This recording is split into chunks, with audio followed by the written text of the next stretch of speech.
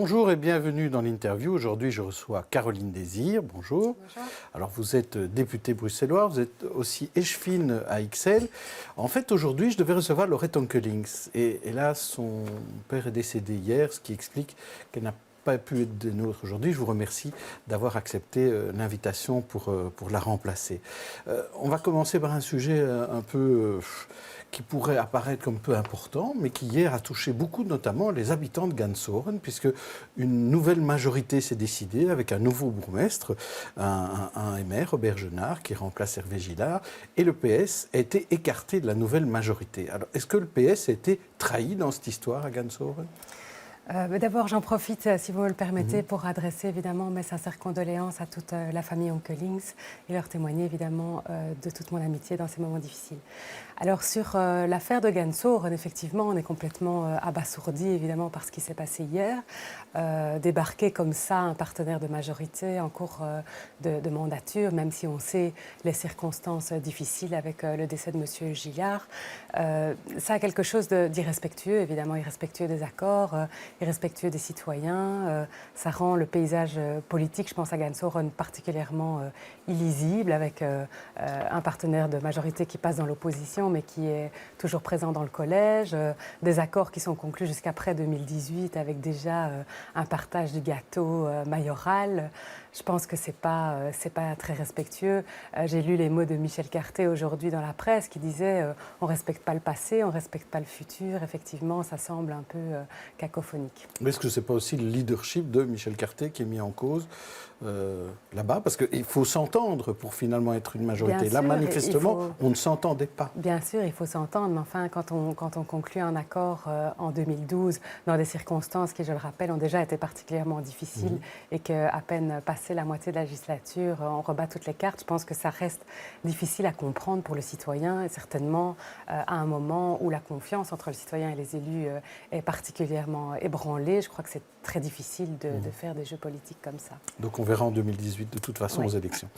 Une autre commune où il s'est passé quelque chose hier, c'est à Linkebeek où le bourgmestre Damien Théry n'a toujours pas été nommé. Le Conseil d'État a dit non, vous ne serez pas bourgmestre. Et il a été refusé comme bourgmestre pour la 3e fois.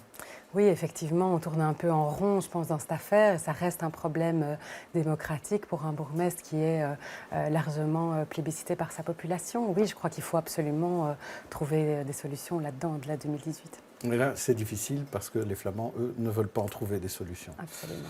Alors, vous savez que ces derniers temps, on a beaucoup parlé de gouvernance. Je ne vais pas vous l'apprendre à vous. D'ailleurs, vous avez déjà réagi en cette matière-là. L'affaire Publifin, les affaires Casagate, mais notamment des affaires qui concernent le PS. Et hier était ici Youssef Ndichi, votre collègue du PTB, qui lui trouve qu'on met quand même beaucoup de temps pour réagir. Écoutez-le.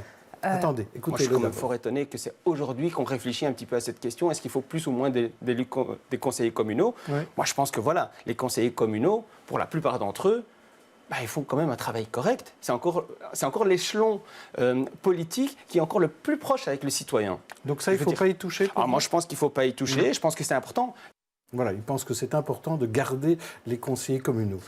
Peut-être d'abord là-dessus, sur cette question-là, est-ce que le nombre de conseillers communaux, est-ce qu'il faut les diminuer ou les garder? Il n'y a pas encore de position par rapport à ça. Vous avez vu que le gouvernement de Rudy Vervoort a commandé une étude au CEVIPOL et la VUB pour faire le point là-dessus, justement pour proposer une réduction du nombre d'élus locaux. On ne cible pas spécialement les conseillers communaux, mais aussi les échevins et le collège communal. Mais vous, votre avis?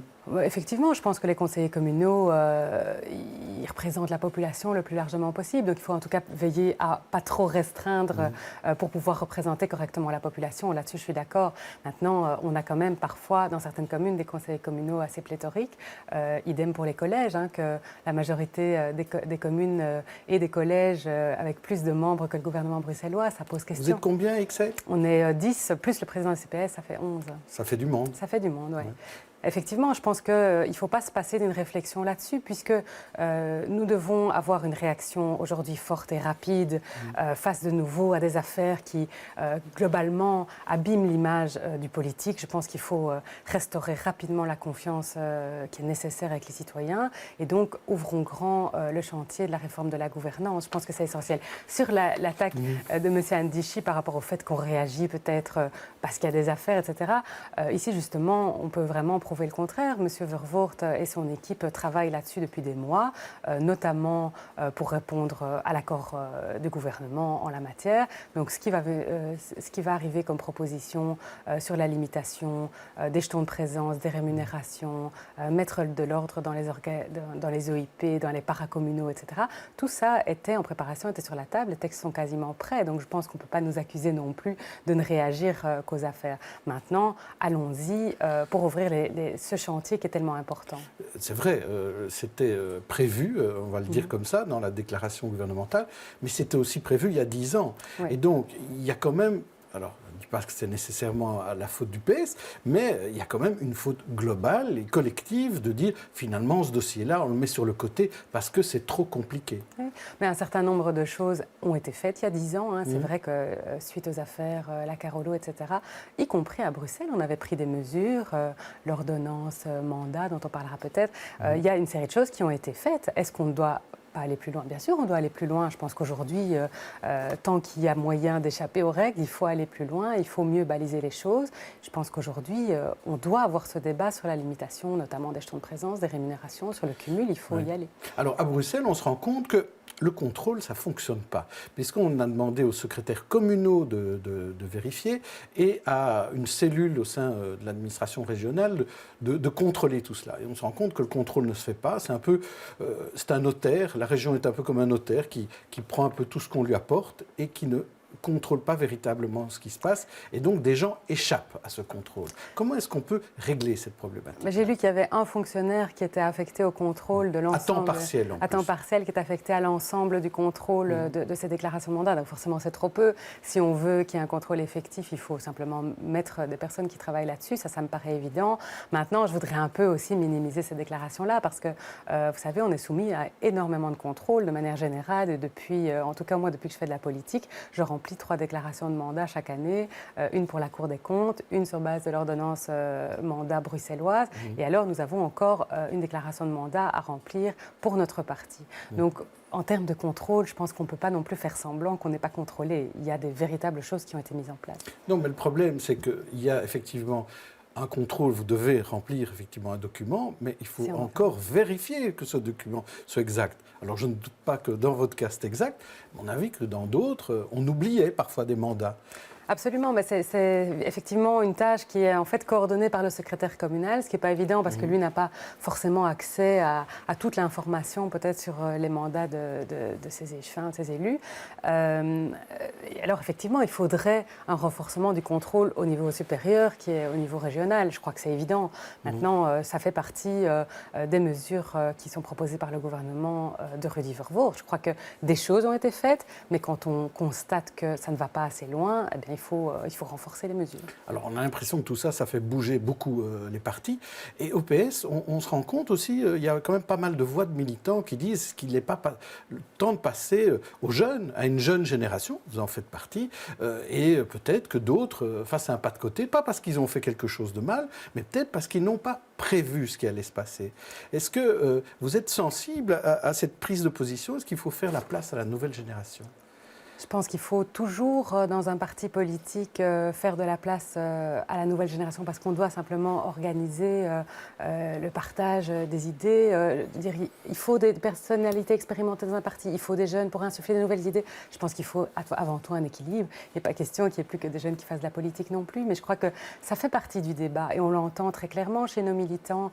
La question du cumul des rémunérations, la question du cumul des mandats, elle est dans toutes les bouches. Je crois qu'il faut maintenant s'emparer de ces questions de gouvernance rapidement. On ne peut plus traîner sur tout ça. Je pense que c'est un souhait de la population, mais c'est aussi un souhait de nos militants. Mais ma question était plus sur finalement les hommes et les femmes qui sont dans les partis. Prendre l'exemple du président, Elio Di Rupo, il est là depuis longtemps. Est-ce qu'à un moment donné, est-ce qu'il ne faut pas se dire, tiens, je retourne à une vie sociale différente et je laisse la place à d'autres au sein des partis même. Donc dans le cas, on pourrait dire Elio Di Rupo, Loreton Koninx à la tête de la fédération, est-ce qu'il y a Charles Piquet à la tête de la présidence du Parlement, est-ce qu'il y a des gens à remplacer ? Écoutez, c'est certainement pas à moi d'en décider. Vous savez comment est-ce qu'on fonctionne. Nous avons des élections directes, tant pour le président de parti que pour la présidence de notre fédération bruxelloise. Donc voilà, je pense que ils ont été chacun confortés dans leur mandat aux dernières élections. Et puis la question se posera à la fin de leur mandat actuel. Alors revenons à XL, vous êtes donc échevine notamment de la mobilité. Alors il y a un dossier très important et la semaine prochaine est une semaine importante pour ce dossier du semi-piétonnier de la chaussée d'Ixelles, qui pour d'autres noms, ça, vous nous le direz. Vous démarrez l'enquête publique avec des travaux en mai. Donc on arrive vraiment au cœur de la situation. 2017 sera vraiment l'année du démarrage de ce chantier et en 2018, il sera terminé. Oui, et c'est vrai qu'on est très enthousiaste par rapport à ce projet.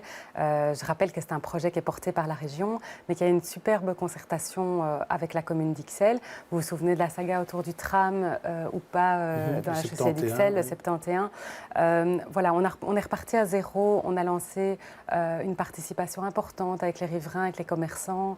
On a tout à fait changé de façon de procéder et on a travaillé main dans la main région commune. Donc je crois que c'est vraiment un dossier qui, à ce sujet-là, est vraiment exemplaire peut-être. J'espère que ça continuera comme ça. Et c'est vrai que maintenant, la demande de permis d'urbanisme a été déposée par Bruxelles Mobilité.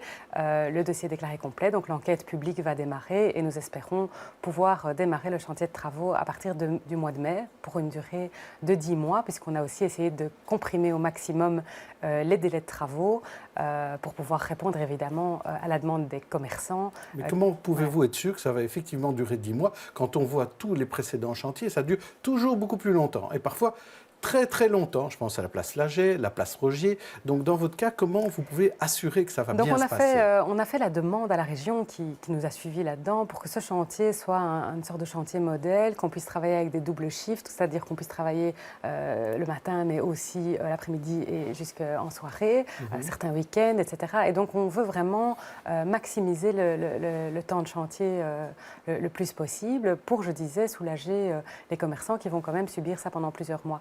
Voilà, alors on n'est jamais sûr, mais en tout cas l'entrepreneur est mis dans les conditions pour pouvoir travailler comme ça et on sera derrière à tous les moments pour voir si du retard est pris, pourquoi et pour le résoudre. Et vous savez, ce qui ne fonctionnait pas toujours avec le piétonnier dans le centre de Bruxelles, c'est qu'on ne voyait pas tellement à quoi ça allait ressembler. Quand est-ce qu'on verra quelque chose qui va ressembler à quelque chose chaussée d'Ixelles ? Alors, il y a déjà effectivement quelques images de synthèse qui ont été montrées, mais je pense qu'on doit effectivement travailler sur la communication. Comme la ville vient de le faire, ils ont fait un petit film, ça a été suggéré par un de nos conseillers communaux à notre dernier conseil communal. C'est vrai que c'est gai pour un habitant de pouvoir se projeter dans une situation vous allez le faire aussi. Future. On va en tout cas demander au ministre s'il compte réaliser ça, parce que 1%, je pense, du budget du chantier va être consacré à la communication. Donc je pense que ça, effectivement, on ne doit pas le louper. On doit donner envie aux futurs usagers de cette zone. Ouais. Merci Caroline Désir. Demain, je recevrai le nouveau bourgmestre de Ganzoren, Robert Genard. D'ici là, bonne journée et bonne soirée.